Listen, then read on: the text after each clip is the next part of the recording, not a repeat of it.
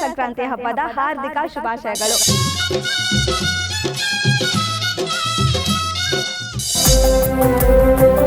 ಭುವನಂ ಗಗನಂ ಅಂತ ಸಿನಿಮಾ ಹೆಸರಿದೆ. ಭೂಮಿ ಯಾರು, ಗಗನ ಯಾರು? ಆಸ್ ಅನ್ ಆಕ್ಟರ್ ನಾನು ಹೀರೋ ಅನ್ನೋ ಕಾನ್ಸೆಪ್ಟ್ ನ ಬಿಲೀವ್ ಮಾಡಲ್ಲ.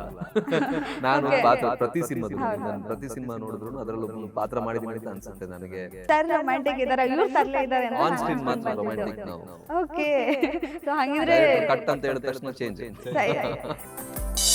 ಸೆಲೆಕ್ಷನ್ ಅಲ್ಲಿ ನೀವು ಏನಾದ್ರು ಸಜೆಷನ್ ಕೊಟ್ಟಿದ್ರ? ನಾನೇ ಆಲ್ಮೋಸ್ಟ್ ನಾನೇ ಸೆಲೆಕ್ಟ್ ಮಾಡಿರೋದು. ಹೌದಾ? ಹೀರೋಯಿನ್ಸ್ ನಾನೇ ಸೆಲೆಕ್ಟ್ ಮಾಡಿರೋದು. ವರ್ಷಕ್ಕೊಂದು ಸಿನಿಮಾ ಮಾಡ್ತೀನಿ ಅಂತ ಹೇಳಿ. ಸೊ ಇಷ್ಟೊಂದು ಗ್ಯಾಪ್ ಯಾಕೆ? ಕೆಲವರು ದೊಡ್ಡವರು ಏನು ಡೈರೆಕ್ಟರ್ಸ್ ಇರ್ತಾರೆ, ದೊಡ್ಡ ಮಾತು ಮಾತಾಡ್ತಾರೆ, ಬೇರೆ ರೀತಿನೇ ತಗೊಂಡು ಹೋಗ್ತಾರೆ. ತಿಮ್ಮಪ್ಪ ಬೊಮ್ಮಪ್ಪ ಕಥೆಗಳು ಹೇಳ್ತಾರೆ.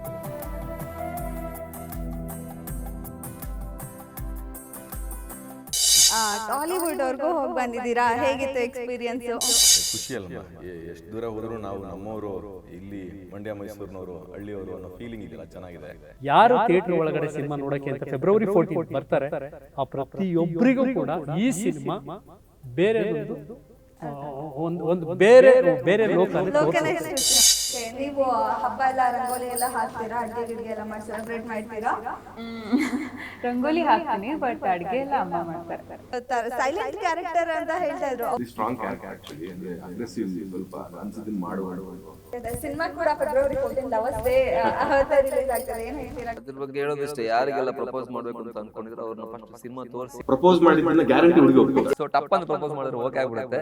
ನಿಮ್ಮ ಲವ್ ಸ್ಟೋರಿ ನೋಡಿ, ಅವ್ರ ಲವ್ ಸ್ಟೋರಿ ನೋಡಿ ಇನ್ಸ್ಪೈರ್ ಆಗ್ತಾರಾ? ಇಲ್ಲ, ಎರಡೂ ಅಷ್ಟು ಚೆನ್ನಾಗಿದೆ, ಎರಡೂ ಮುದ್ದಾಗಿದೆ.